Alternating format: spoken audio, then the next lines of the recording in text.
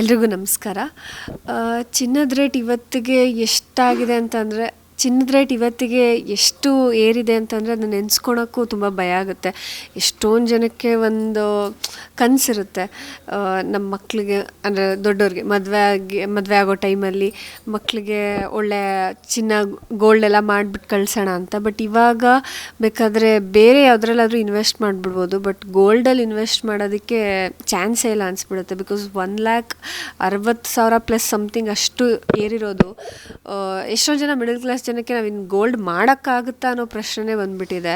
Because ಆ ಟೈಮಲ್ಲಿ at least ಒಂದು ಆಸ್ತಿ ಇಲ್ಲ ಅಂತಂದ್ರೂ ಅಪ್ಪ ಅಮ್ಮ ಒಂದಿಷ್ಟು ಚಿನ್ನ ಅಂತ ಮಾಡಿಕೊಡೋರು, ಮಕ್ಕಳಿಗಾಗಿರ್ಬೋದು ಯಾರಿಗೇ ಆಗಿರ್ಬೋದು. ಆದರೆ ಇವಾಗ ಪಾಪ ಚಿನ್ನನೂ ಮಾಡೋಕ್ಕಾಗ್ತಾಯಿಲ್ಲ, ಯಾಕಂದರೆ ಅಷ್ಟು ಏರ್ಬಿಟ್ಟಿದೆ ಗೋಲ್ಡ್ ರೇಟು.